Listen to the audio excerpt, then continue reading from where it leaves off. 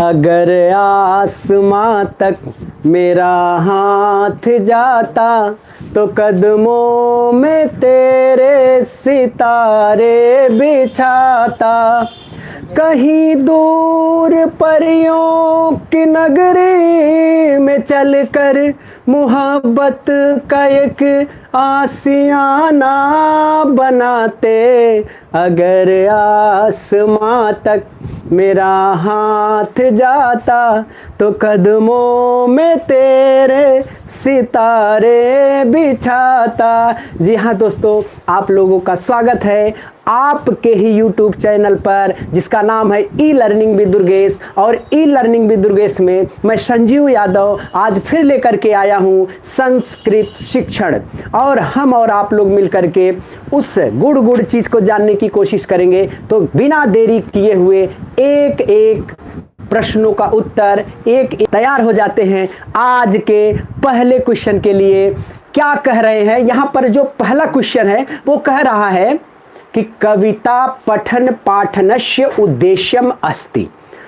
इस क्वेश्चन का अर्थ हिंदी में क्या होगा, हर इसको हम लोग समझ लेंगे। तब उसके बाद मैं आपसे अर्थ पूछूंगा, उसके बाद आपसे विकल्प पूछूंगा कि इसका कौन सा विकल्प सही होगा। हम और आप मिलकर के उसको सॉल्व करेंगे, उसके अर्थ को जानेंगे और क्या उत्तर हो सकता है संभावित रूप से और सही रूप से। तो जितने भी लोग हैं सभी लोगों को गुड इवनिंग भैया। तो चलिए बिना देरी किए हम लोग पहले क्वेश्चन की ओर तरफ बढ़ते हैं।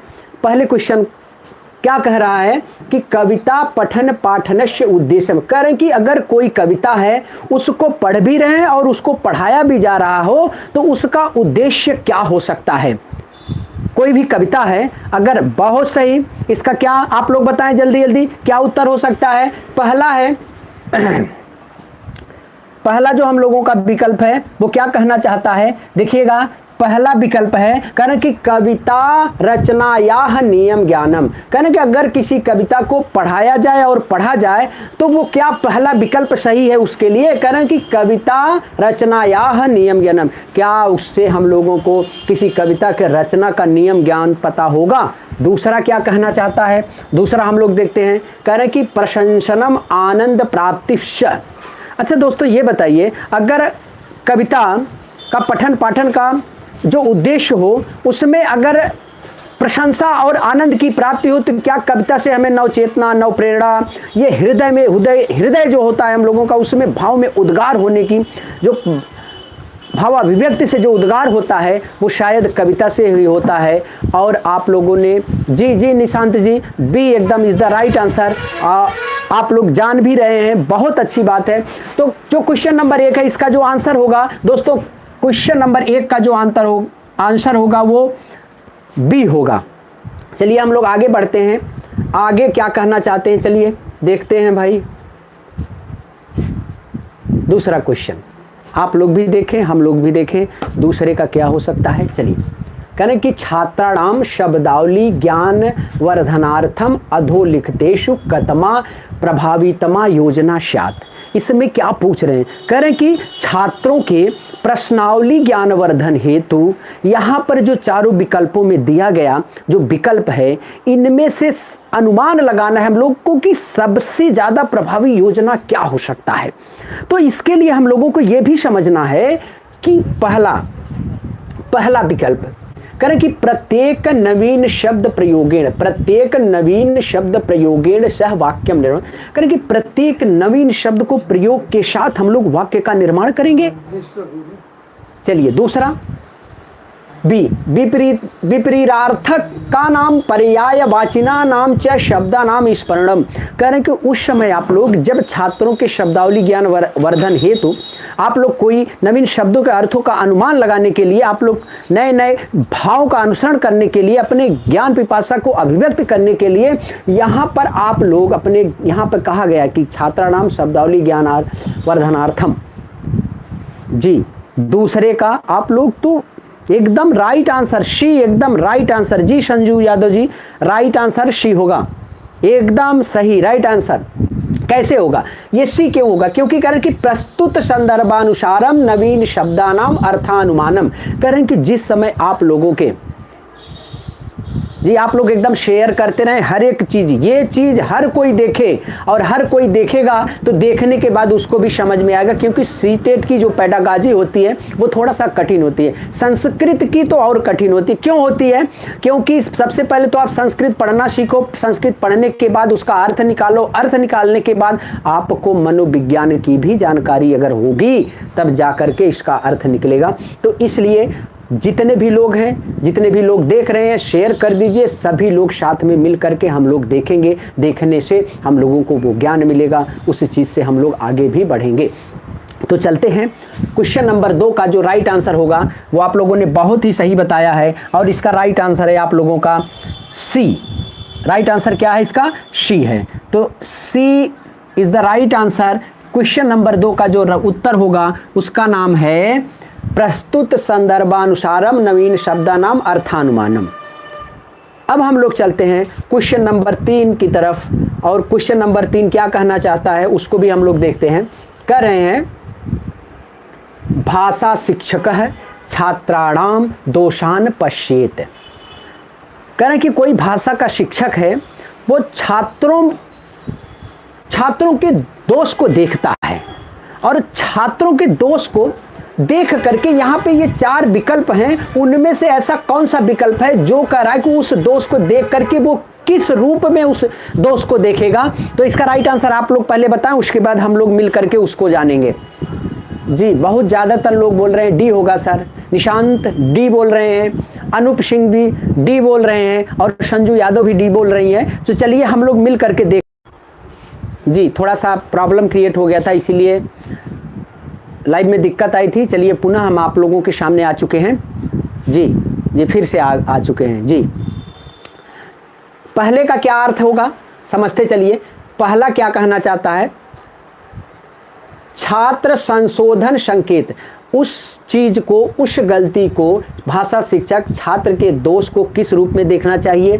नंबर 1 छात्र संशोधन संकेत, छात्र संशोधन के रूप में। दूसरा क्या कहना चाहता है? अधिगम्य समस्या, अधिगम्य समस्या के रूप में देखना चाहिए। तीसरा कह रहे हैं कि अधिगमनस्य बाधक रूपेण, कह रहे हैं कि जो हम लोगों का सीखने और सिखाने की प्रक्रिया है उसके बाधक के रूप में देखेंगे। कि ये चौथा विकल्प क्या कहना चाहता है? अधिगमनस्य संकेत रूपेण। लेकिन आप लोगों को दोस्तों ये समझ रहिए, भाषा शिक्षक छात्रों के दोषों को जब अधिगम रूप के संकेत में देखता है तो छात्रों के ज्ञान की सीमा निरूपित हो जाती है कि उसके अंदर जो बौद्धिक क्षमता है वो क्या होगा। तो अब जब शिक्षक उस चीज को जान जाता है तो बालक के उस दोष को दूर करने का प्रयास करता है। और क्यों प्रयास क्यों करता है? क्योंकि उसको अधिगम संकेत के रूप में वो चीज दिखाई देती है। तो क्वेश्चन नंबर 3 का जो राइट आंसर होगा दोस्तों उसका नाम है D. D is the right answer question number 3 का। क्लियर? और आप लोगों में से बहुत सारे लोगों ने इसका राइट आंसर दिया है, तो हमको ऐसा लगता है कि आप लोग पढ़ने और पढ़ाने की प्रक्रिया में बहुत ही कार्यरत हैं, इससे हमें भी खुशी है। और आप अब चलते हैं क्वेश्चन नंबर 4 की तरफ। चलिए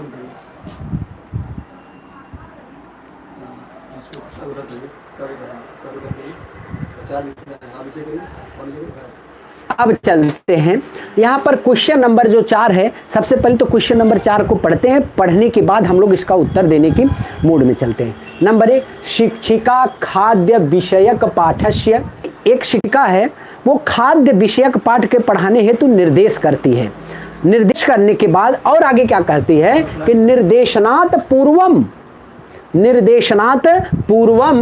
स्व भोजन प्रवृत्ति विषय समूहेषु वार्तालापम करतुम। तो और उसके बाद उन्होंने कहती है कि निर्देश से पूर्व कि बालक जो है अपने अपने भोजन विषयक प्रवृत्ति के विषय में छात्रों में समूह से वार्ता करने को कहती है। तो इस प्रकार वह कक्षागत के साथ विद्यार्थियों वो छात्रों को ऐसा कहती है। तो सा एवं सा किम करो, तो ऐसा वो क्यों करती है? नंबर एक विकल्प क्या कहता है कि पाठस्य बोधपूर्वकम पठनार्थम तान समर्थन करो। करें कि पाठक को बोधपूर्वक पढ़ने के लिए समर्थन करते। है। दूसरा क्या है, कक्षागत ज्ञानेन सह विद्यार्थी नाम जीवनानुभवस्य संबंधम स्थापित। इसका मतलब है कि वो शिक्षिका क्या कहलाना चाहती है कि वह कक्षागत ज्ञान के साथ विद्यार्थियों के जीवन में संबंध स्थापित करवाना चाहती है। इसीलिए वो कहती है कि शिक्षिका खाद्य विषयक पाठस्य पठनार्थम निर्देशनात्। वो शिक्षिका इसीलिए कहती है कि खाद्य विषयक पाठ को आप निर्देश के पूर्व पढ़ें और अपने अपने भोजन विषयक प्रवृत्ति के विषय में छात्रों के समूह में वार्ता करने के लिए इसीलिए कहती है कि जिससे बालक कक्षागत ज्ञान के साथ साथ अपने जीवन के अनुभव में उस संबंध को स्थापित कर लें। जी हाँ, B is the right answer इसका होगा। तो क्वेश्चन नंबर 4 का उत्तर जो होगा वो होगा क्वेश्चन नंबर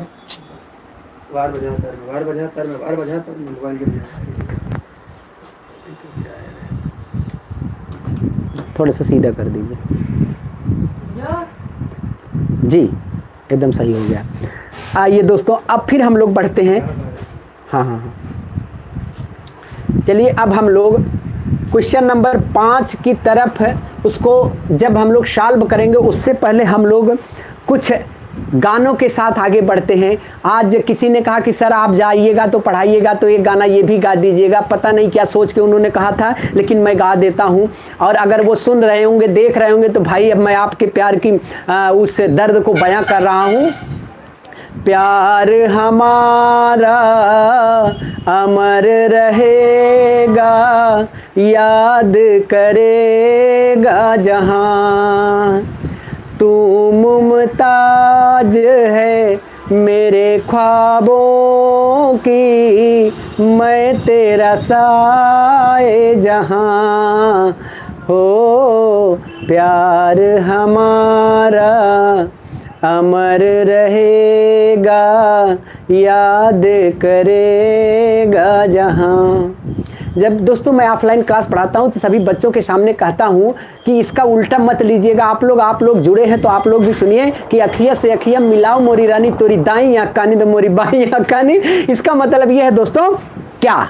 चलिए यहाँ पढ़ते हैं तो इसका उत्तर हम बाद में कह देंगे। चलिए देखते हैं यहाँ पर कि भाषा शिक्षणार्थम अधस्नेस्तु कतमम व्यवहारवादस्य सिद्धांतम न अनुसरत। इसका अर्थ होगा दोस्तों, ये क्वेश्चन नंबर 5 जो क्या कहना चाहता है कि भाषा शिक्षण हेतु ऐसा क्या चीज है, ऐसा कौन सा व्यवहार का सिद्धांत है जो इन 4 विकल्पों में उसका अनुसरण नहीं कर रहा है, उसका अनुसरण नहीं कर रहा है। तो हम लोग पढ़ते हैं इस 5वें विकल्प में कौन अनुसरण नहीं कर रहा है, व्यवहारवाद सिद्धांत में कौन अनुसरण नहीं कर रहा है। क्वेश्चन नंबर हम लोग 5 पढ़ रहे हैं। तो चलिए हम लोग पहला देखते हैं क्या कहना चाहता है। भाषा शिक्षणार्थम अंतर्निहित यंत्रम, कह रहे कि भाषा शिक्षण में निहित जो अंतर्निहित यंत्र होता है, क्या वह व्यवहारवाद के सिद्धांत का अनुसरण करता है या नहीं करता है, ये हम लोग जानेंगे बाद में। पहले दूसरा क्या अर्थ निकलेगा, अनुकरणम दृढ़ीकरणम। करें कि व्यवहारवाद का अगर सिद्धांत है तो क्या वो अनुकरण और दृढ़ीकरण कराता है कि नहीं कराता है, आप लोग इसका उत्तर दें। तीसरा क्या कहना चाहता है, कंठस्थीकरणम अभ्यासस्य। कह रहे हैं कि अगर व्यवहारवाद का सिद्धांत है तो क्या वह कंठस्थीकरण और अभ्यास पर बल देता है कि नहीं, ये चीज आता है कि नहीं आता है। और चौथा क्या कहना चाहता है, अभ्यास निर्माण प्रक्रिया। क्या दोस्तों आप लोग बताएं, जो व्यवहारवाद का सिद्धांत होता है तो उसमें दोस्तों आता है, कौन कौन आते हैं, विकल्प आप अपने लोग आप आराम से जान जाएंगे। व्यवहारवाद के सिद्धांत में अनुकरण दृढ़ीकरण आता है, कंठस्थीकरण भी आता है, अभ्यास भी आता है और अभ्यास निर्माण की प्रक्रिया भी आती है। केवल दोस्तों भाषा शिक्षणार्थम अंतर्निहित यंत्र नहीं आता है। तो क्वेश्चन नंबर आपका 5 का जो राइट आंसर होगा वो विकल्प नंबर ए सही हो जाएगा दोस्तों। कैसे होगा, क्योंकि वहां पर ऊपर दिखाया गया कि व्यवहारवाद का सिद्धांत का अनुसरण ऐसा कौन सा विकल्प है जो नहीं करता है। तो दोस्तों राइट आंसर है भाषा शिक्षण के अंतर्निहित यंत्र ही नहीं करता है। इसलिए क्वेश्चन नंबर 5 का जो राइट आंसर होगा दोस्तों वो आपका सही हो जाएगा 5। चलिए आगे बढ़ते हैं। क्वेश्चन नंबर 6 क्या कहना चाहता है, दोस्त में चलिए ठीक है, चलिए हम लोग पहले क्वेश्चन को समझते हैं और पढ़ते हैं इसका क्या आंसर होगा क्वेश्चन नंबर 6 का। ठीक है, क्वेश्चन नंबर 6 के लिए हम लोग चलते हैं, आगे बढ़ते हैं। कह रहे हैं कि अधोलिखितेषु कतमा उक्ति समचीना, कह रहे हैं कि नीचे लिखे गए जो उक्ति है ना, सुधा कुशवाहा जी आपने शी कह दिया है। चलिए देखते हैं हम लोग यहाँ पर जो पहला लिखा गया, कस्याश्चित भाषायाः ज्ञानम नाम विभिन्न परिस्थितिषु तस्याः भाषायाः व्यवहारः। ये आपका पहला विकल्प है। अब हम छठवें प्रश्न के दूसरे को समझते हैं। कह रहे कि कस्याश्चित भाषायाः ज्ञानम नाम तस्याः भाषायाः सर्वेषां शब्दानां ज्ञानम, ये दूसरा है। हम लोग तीसरा पढ़ते हैं, तीसरे में क्या है,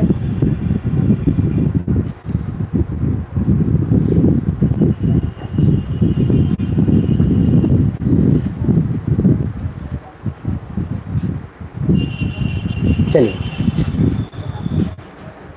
दो हम लोग पढ़ चुके हैं विकल्प, तीसरा विकल्प पढ़ते हैं। कस्याश्चित भाषायाः ज्ञानम नाम तस्याः भाषायाः शुद्ध व्याकरणम ज्ञानस्य। कह रहे हैं कि किसी भाषा का ना ज्ञान नाम उस भाषा का शुद्ध व्याकरण से होता है। फिर ये क्या कहना चाहते हैं, चौथा क्या कहना चाहता है, इसको भी हम लोग देख देते हैं। कस्याश्चित भाषाया ज्ञानम नाम तस्या भाषायाम लेखनस्य ज्ञानम। करें कि किसी भाषा का जो ज्ञान होता है उसके भाषा लेखन से होता है, ये तो गलत बात है। अच्छा, आप लोगों को नहीं, लाइट कम नहीं है, क्योंकि लाइट अगर ज़्यादा कर देंगे तो हमें आप देखोगे, इसको नहीं देख पाओगे, इसलिए दिखना इसका ज़रूरी है। हमें तो आप लोग देखते ही देखते रहते हैं। आई बात समझ में? तो इसके पहले दो विकल्प था, इसके बाद दो विकल्प है, तो इन दोनों विकल्पों का अर्थ क्या होगा आप लोग देख लीजिए। कह रहे हैं कि कस्याश्चित भाषायाः ज्ञानम नाम तस्या भाषायाम लेखनस्य ज्ञानम। कह रहे हैं कि किसी भी भाषा का ज्ञान का नाम उसके लेखन से होगा। ऐसा होता है क्या? नहीं होता है।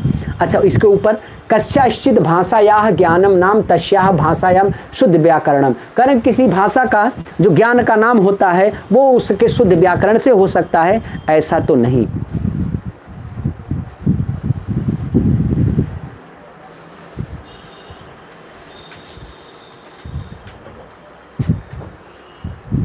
जी अब दिखाई दे रहा होगा आप लोगों को? जी हमने बड़ा कर दिया है। क्वेश्चन नंबर इसका सी नहीं होगा। क्यों नहीं होगा? क्योंकि इसमें ये पूछ रहे हैं कि इन चारों विकल्पों में ऐसा कौन सा कथन है जो शुद्ध रूप से सही है और अच्छा भी है। तो क्वेश्चन नंबर हम लोग कौन सा पढ़ रहे हैं? 6 पढ़ रहे हैं। तो क्वेश्चन नंबर सी का जो राइट आंसर होगा दोस्तों, आप लोगों में से कुछ लोगों ने बी बताया था, कुछ लोगों ने सी बताया, कुछ लोगों ने ए बताया, लेकिन इसका जो राइट आंसर होगा वो क्वेश्चन नंबर 6 का B is the right answer. क्यों होगा देख लेते हैं। बी होगा। क्यों होगा यहां पर समझिएगा। कस्याश्चित भाषायाः ज्ञानम नाम तस्याः भाषायाः सर्वेषां शब्दानां ज्ञानम। करें किसी भाषा का जो ज्ञान का नाम होता है, भाषा का ज्ञान का नाम होता है, वो सभी शब्दों के ज्ञान से पैदा होता है। अगर आपको किसी भी भाषा का जो है कि शब्द का ज्ञान नहीं है तो आप उसका प्रयोग नहीं कर पाएंगे, उसका अनुप्रयोग नहीं कर पाएंगे। किसी भाषा के ज्ञान से तात्पर्य उस भाषा के सभी शब्दों के ज्ञान से है, क्योंकि शब्द ज्ञान से ही उस भाषा का आप लोग अर्थ ग्रहण कर सकते हो, समझ सकते हो, और जब समझ सकते हैं, अर्थ ग्रहण कर सकते हैं। देखिए अर्थ ग्रहण या समझ दोनों एक ही होता है। आई बात समझ में? तो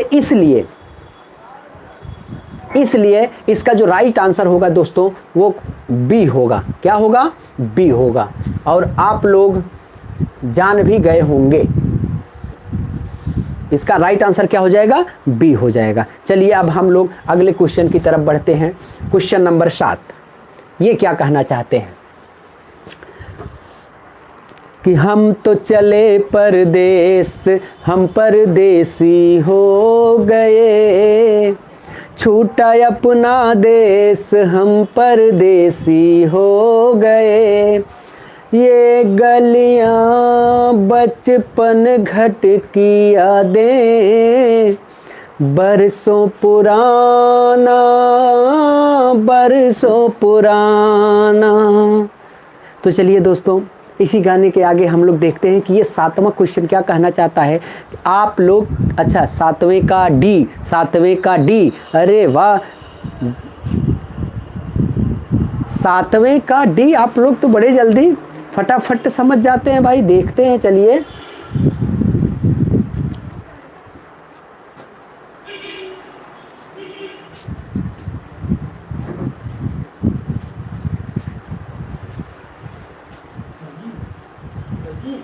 सातवें का ये क्या क्या हो गया?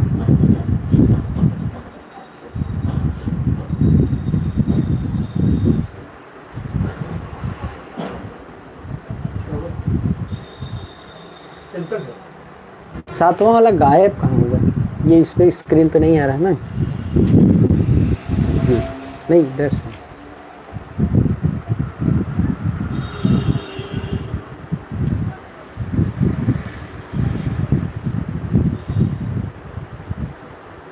आपने गलत से गलत रेजर ले लिया था, क्या किया था? इरेज कर दिए।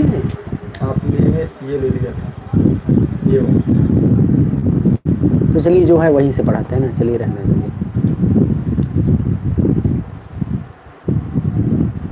चलिए 10वें से पढ़ाते हैं, जो है वही हो जाए।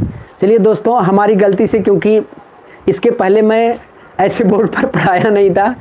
ये दुर्गेश सर की मेहरबानी है कि हम आपके सामने प्रस्तुत हुए हैं और ये शिक्षा के क्षेत्र में ऐसा मेहनत कर रहे हैं। हम जैसे लोगों को भी ये ऐसा एक प्लेटफॉर्म दे रहे हैं कि क्या कहें इनके बारे में, ये आप लोगों के लिए और आप लोगों के लिए, हम लोगों को भी एक नई दिशा, प्रेरणा स्रोत है हम लोगों को। आज थोड़ी सी गलती हो गई कि क्योंकि अभी मैंने इरेज कर डाला क्वेश्चन नंबर 7 को, तो इसलिए आप लोगों से भी मैं माफ़ी चाहता हूं। अब हम लोग जो क्वेश्चन हम लोगों के सामने जो प्रश्न है, वो प्रश्न है कुछ 10, और 10 से हम लोग इसकी जानकारी करेंगे। देखिए हम लोग समझते हैं क्वेश्चन नंबर 10। चलिए, ओम मंगलम भगवान विष्णु मंगलम गरुड़ध्वजा मंगलम पुंडरीकाक्षाय मंगलाय तनो हरि वर वधू को बुलाइए स्वाहा। चलिए अब इसको हम कहा करेंगे। शार्प नहीं आ रहा है, काहे नहीं आएगा? देखिए और जूम कर दें।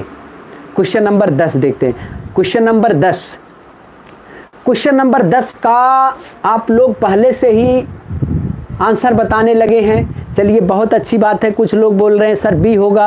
अच्छा, अभी तक बी ही आया है। अच्छा, बी कितनी बार बी लिख देंगे अंशिका सिंह जी? चलिए बहुत अच्छी बात है। चलिए देखते हैं क्या कहना चाहते हैं। गीता एकम कथा संग्रहम पठति, ये क्या कहना चाहते हैं? कह रहे हैं कि कोई गीता नाम की एक लड़की है और गीता के कथा का संग्रह को पढ़ती है, तो इस प्रकार के पठन को क्या कहा जा सकता है? क्या कहा जा सकता है? कह रहे हैं कि परीक्षार्थम पठनमिति। दूसरा क्या है? दूसरा कह रहे हैं आनंदार्थम पठनमिति। कह रहे हैं कि विश्वदार्थम पठनमिति। फिर कह रहे हैं कि सूचना प्राप्तिक्षा इति। आई बात समझ में?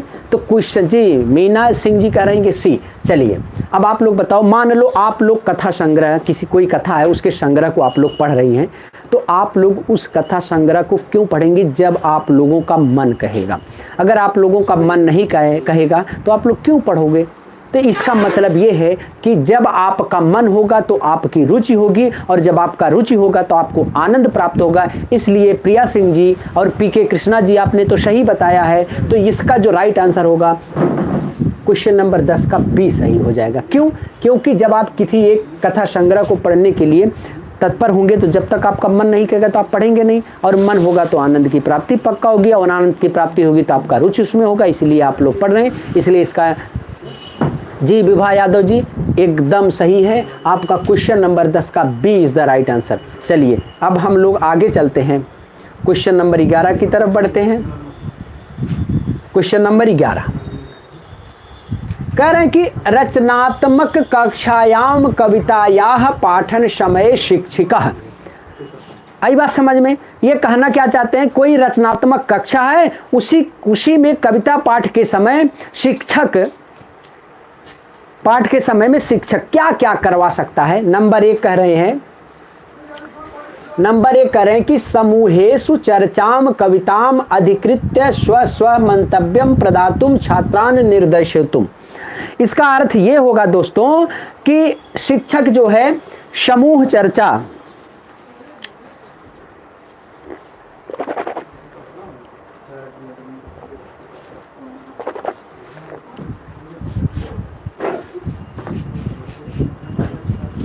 जी एकदम राइट आंसर, ए इसका राइट आंसर होगा।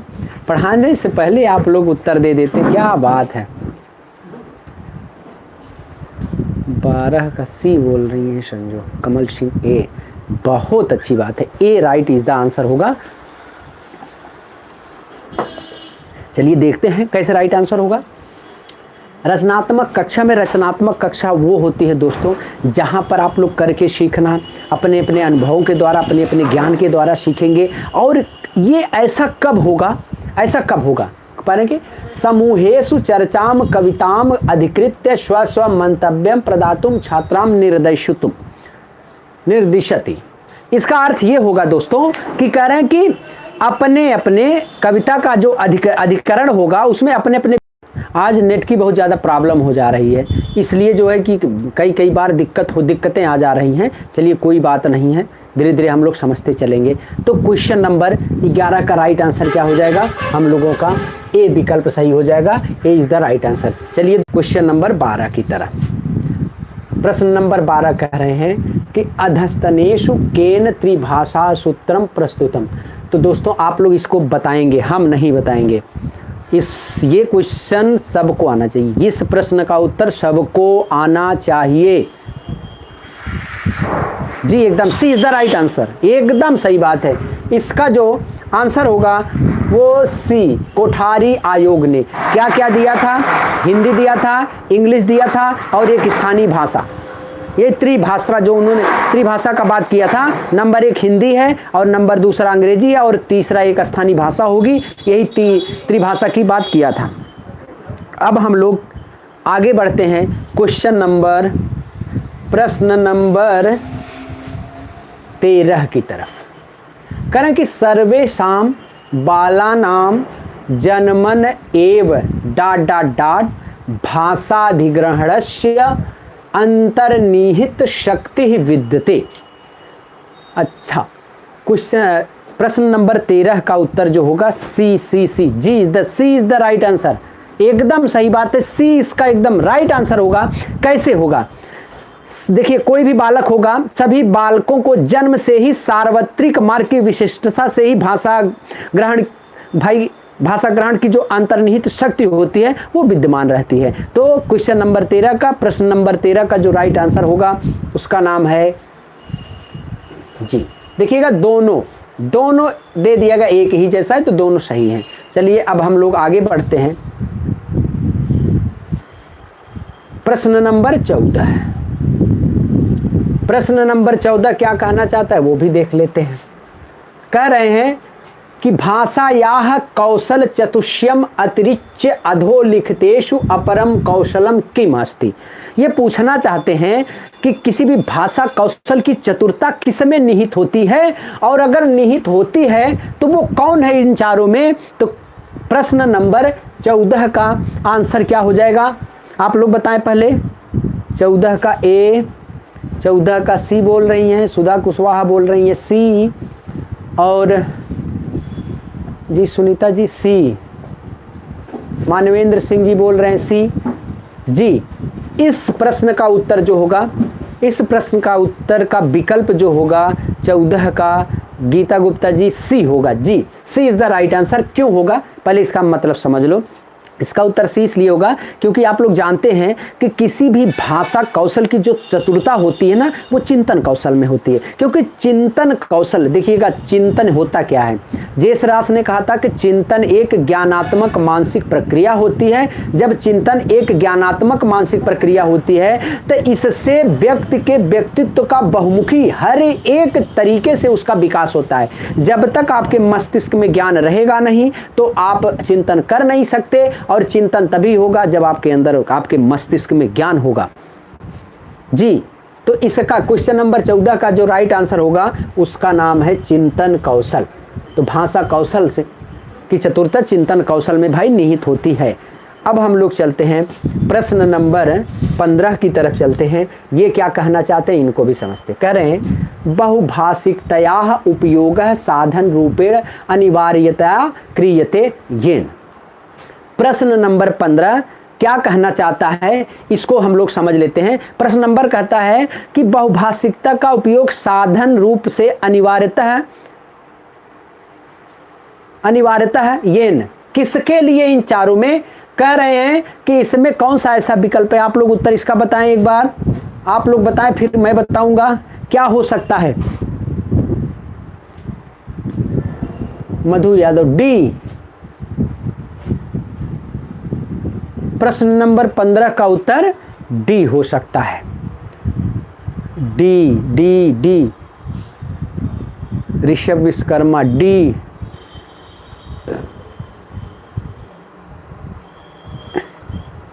आप लोगों के स्क्रीन पर ये 2 करोड़ का सवाल है। जो बताएगा उसको आज सपने में 2 करोड़ रुपए मिलेगा और सपने में ही बांट चूट करके खा लीजिएगा और सवेरे तक कुछ बताइएगा नहीं। 15 का ए, 15 का डी, 15 का बी। अच्छा, चलिए अब हम बताते हैं इसका राइट आंसर क्या होगा। दोस्तों 15 प्रश्न नंबर 15 का राइट आंसर सही जो उत्तर होगा उसका नाम है विकल्प नंबर डी, और विकल्प नंबर डी ही सही होगा। क्यों होगा? क्योंकि प्रश्न क्या कहता है, प्रश्न कह रहा है कि बहुभाषिकता का उपयोग साधन रूप से अनिवार्य है। बहुभाषिकता का उपयोग साधन रूप से अनिवार्य है, लेकिन क्यों अनिवार्य? क्योंकि प्रत्येक बालक को सविध रूप से स्वीकृत भाव का अनुभव कराता है, इसीलिए इसका विकल्प नंबर जो डी होगा ये सत्य होगा। आप लोगों को अगर 2 करोड़ मिल गया है तो आप लोग अपने सपने में उसको रखे रहिएगा, सपने में महल बना लीजिएगा और महल बना करके आप लोग उसी में रहिएगा। एसी भी लगवा लीजिएगा, उसमें हवा बहुत अच्छा आएगा और ठंडी है, एसी लगा लीजिएगा 14-15 करके, रात भर आराम से सोइएगा बिना हिचकिचाहट के। जी अच्छा, जी बहुत अच्छी बात है। चलिए अब हम लोग आगे चलते हैं। अब आप लोगों के सामने गद्यांश आ चुका है दोस्तों।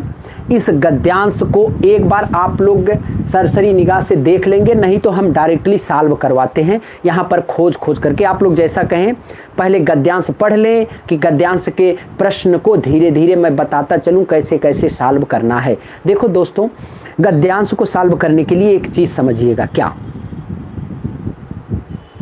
अच्छा, आपको चाहिए तो सपने में मिल जाएगा ना। गाना नहीं सुने सपने में मुझे कौन मिलता है? आप लोग तो खुद समझ जा रहे हैं। जी जूम कर दें, चलिए ठीक है।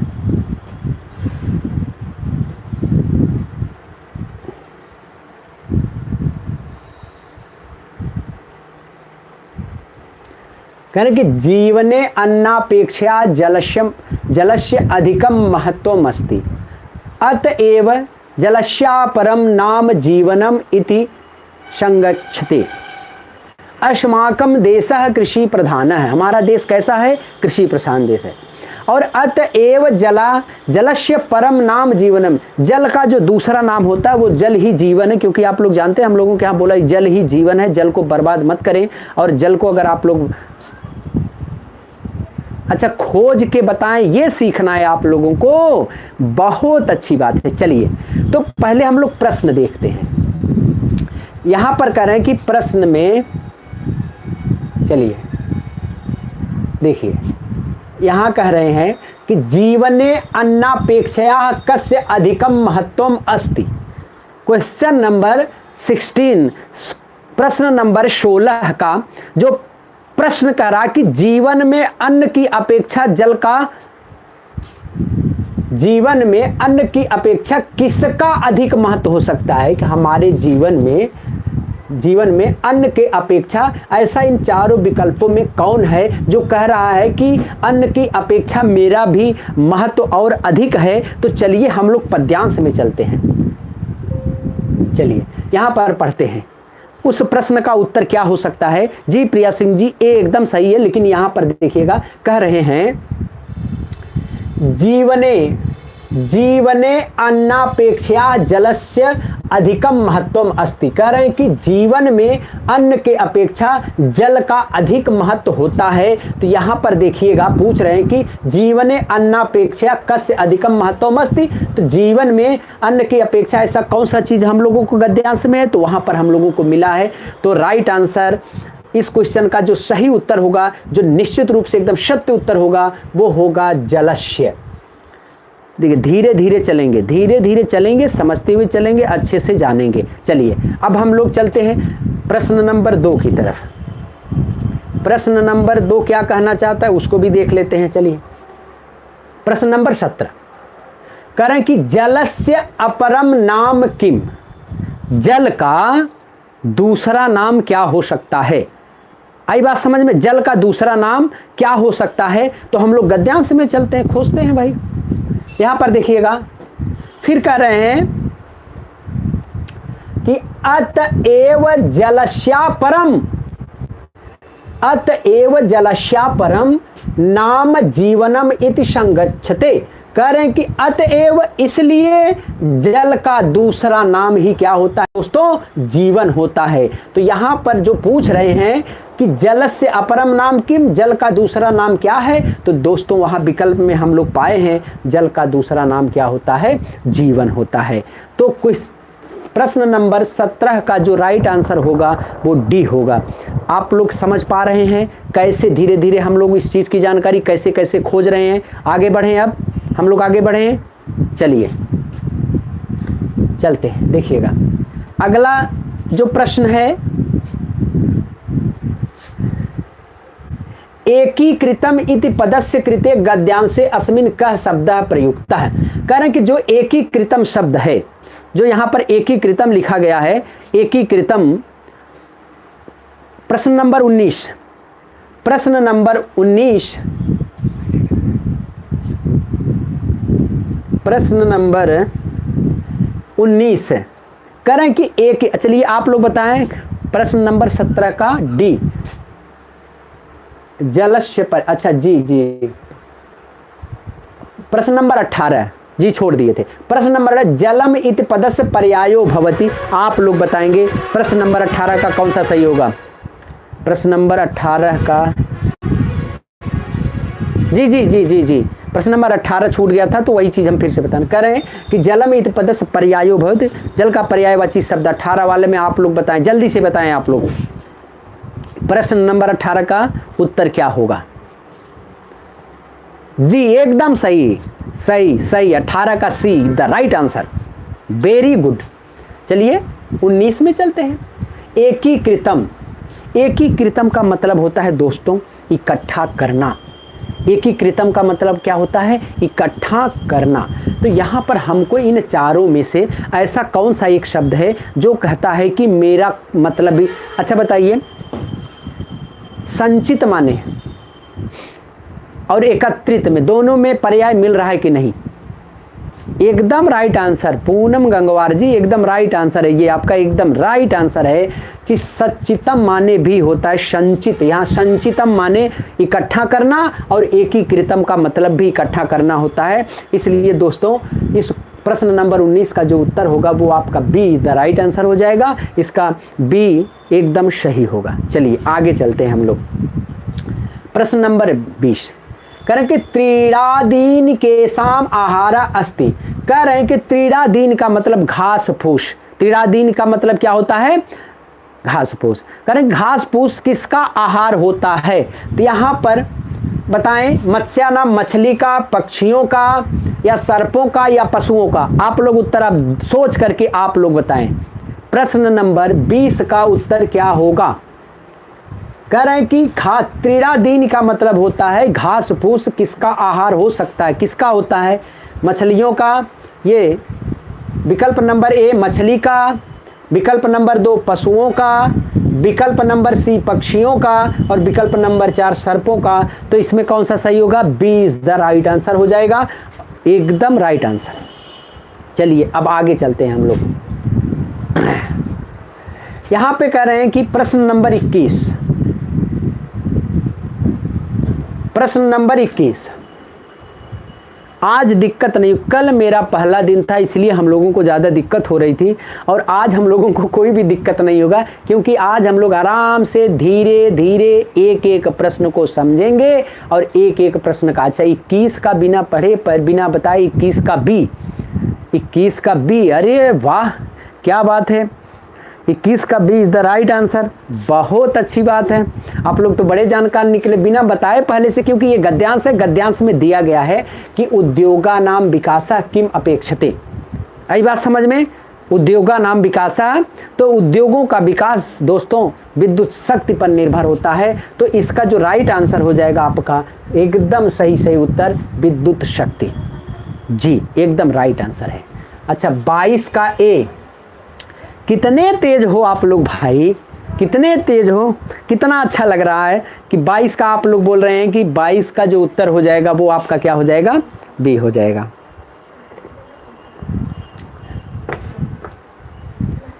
चलिए क्या कहते हैं कि सर्वविदितः पदस्य पर्यायो, सब कुछ जानने वाला, सब कुछ जानने वाला, इन चार सर्वय ज्ञाता है, एकदम सही बात है। मया ज्ञाता मुझे नहीं, मात्रा ज्ञाता नहीं होगा, त्वया ज्ञाता नहीं होगा, लेकिन सर्वय ज्ञाता, इस सर्वविदिता का सभी चीज को जानने वाला सर्वय ज्ञाता।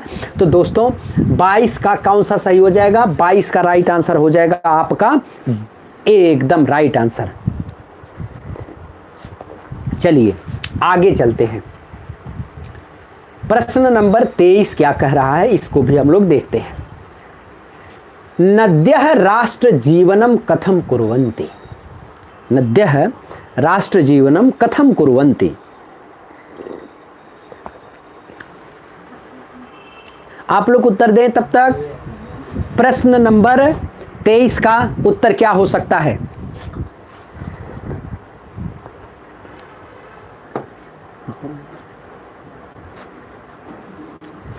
प्रश्न नंबर 23 का उत्तर क्या हो सकता है, 23 का सी, 23 का सी, जी प्रश्न नंबर 23 का सी एकदम सही उत्तर है।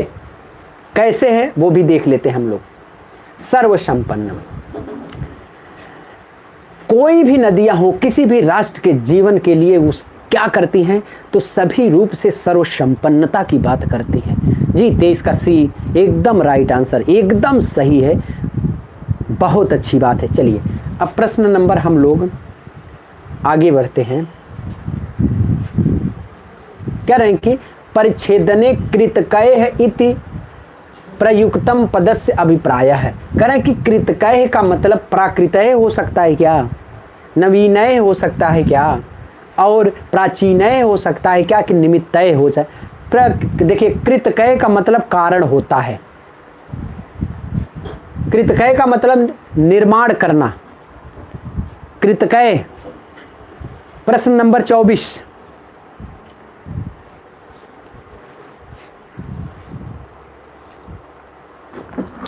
जी इसका एकदम राइट आंसर हो जाएगा, इसका आपका डी द राइट आंसर, एकदम सही बात आप लोग बोल रहे हैं। इसका उत्तर जो होगा वो 24 का डी। चलिए अब हम हम लोग अब चलेंगे क्वेश्चन नंबर 25 से लेकर के 30 तक जो आपको मिलेंगे वो पद्यांश के रहेंगे, और हम लोग अब पद्यांश को सॉल्व करना चालू करेंगे। आप लोग अच्छे से सॉल्व कर रहे हैं, और यही चीज़, यही एक्टिविटी लगातार अगर आप लोग करते रहेंगे तो शायद सीटेट के संस्कृत में आप लोग जो जिनको एकदम नहीं आता है वो 22-25 तो कर ले जाएंगे, लेकिन आप लोग जिस तरीके से बता रहे हैं तो मुझे पूर्ण रूप से विश्वास है कि आप लोग संस्कृत में 25 के ऊपर ही रहेंगे, नीचे नहीं आएंगे, ऐसा मुझे फीलिंग आ रही है। क्योंकि और सुपर टेट की भी जो बैच है, सुपर टेट की 25 से शुरू है, और जिस तरीके से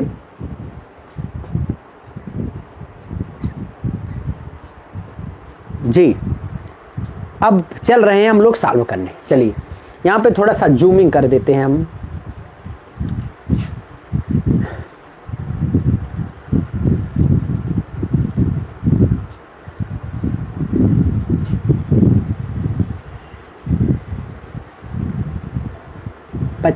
प्रश्न नंबर 25 कहाँ है सर, इसका 29 आ गया। नहीं फिर थोड़ी उड़ा ना, गड़बड़ हो जाता है क्या। ये है, 25 से 30, हाँ बीच में उड़ जाता है। 29 30 तो कहाँ चला जाता है यार, उसको तो ये नहीं। 29 30 हो गया, हाँ 29 30। अध्ययनेन पदस्य कृते है, श्लोके है प्रयुक्तम, किम पद प्रयुक्तम। चलिए यहीं से रोक, आपको ये ध्यान देना चाहिए ना। फिर से डालना, कुछ में उड़ जाता है। वो नहीं जाता, अब इसको जब यूज़ करेंगे 25 आ गया, 25 है ना। हाँ हाँ चलिए, थोड़ा सा हम नए हैं, उतनी जानकारी नहीं है ना, धीरे धीरे जानते जानते हम इस चीज़ को जान जाएंगे तो और अच्छे से सॉल्व कर होगा। तो चलिए हम जूम कर देते हैं इसको।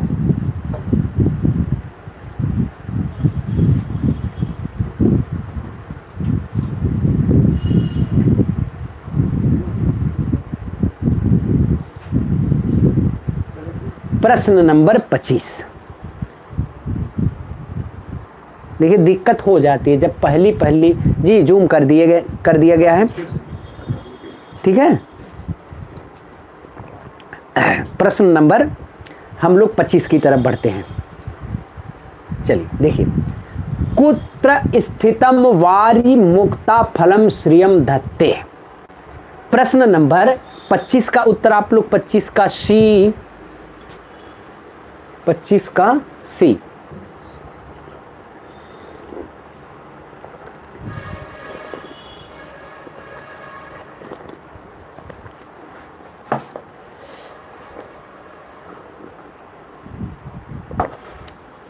जी कह रहे हैं कि कुत्र स्थितम वारी मुक्ता फलम श्रिय, कह रहे हैं कि कहां पर मुक्ता फल की शोभा को धारण कर लेता है, ऐसा कौन सा चीज है, किस पर वो स्थित होकर के मुक्ता फल की जो है शोभा धारण कर लेता है। तो दोस्तों इस प्रश्न का उत्तर जो होगा वो सी होगा, और वो है पद्म पत्र स्थितम, मतलब इसका अर्थ होगा कमल पत्र पर स्थित होकर के मुक्ता फल, जो पानी होता है वो मुक्ता फल को धारण कर लेता है।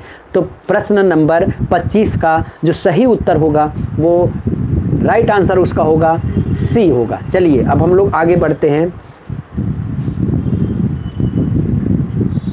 प्रश्न नंबर 26, अब इसको आप लोग बताएंगे, तुरंत बताएंगे। वस्त्राणि पदस्य कृते द्वितीय श्लोके किम पदम प्रयुक्तम। वस्त्र के लिए उस श्लोक में क्या चीज प्रयुक्त हुआ था, तो दोस्तों वो था आपका विकल्प नंबर, ये सही हो जाएगा ए, वशांसी। वशांसी माने भी वस्त्र के लिए जो प्रयुक्त है जी, 26 का ए सही है। चलिए आगे हम लोग चलते हैं प्रश्न नंबर 27 की तरफ। प्रश्न नंबर 27 में क्या कर रहे हैं कि साधोह शक्ति कथम उपयुक्ता भवति। कहने कि साधो माने कोई अच्छा व्यक्ति है, उस अच्छे व्यक्ति का जो सबसे उपयुक्त कथम है, जो कथन है वो क्या हो सकता है। साधु लोग, अच्छे लोग रक्षा करते हैं,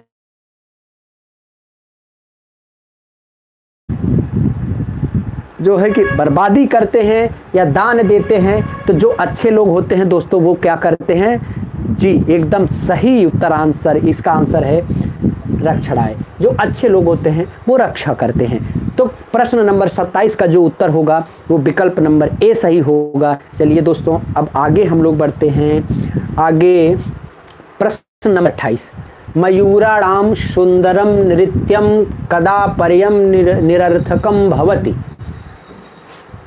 प्रश्न नंबर 28, 28 का राइट आंसर क्या होगा, 28 का बी जी। कह रहे कि यावत गुरु भी न दृष्टम, कह रहे कि निरर्थक जब हो जाएगा तो उसका जो गुण होगा वो दिखाई नहीं देता है जी।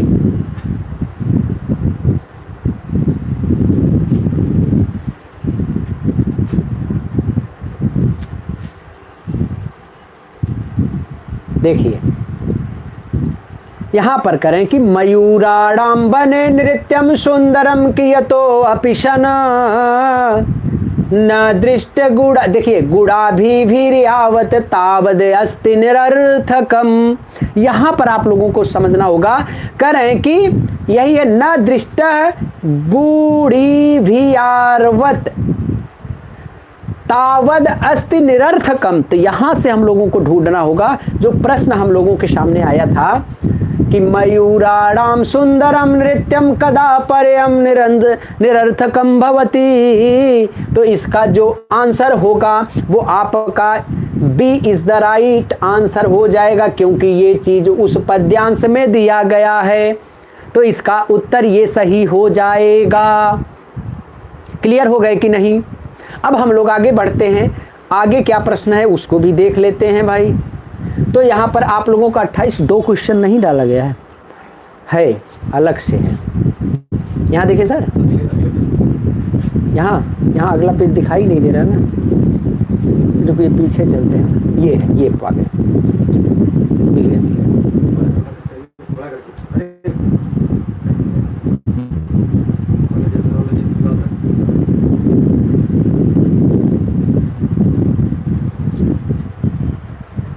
ज़्यादा बड़ा हो गया।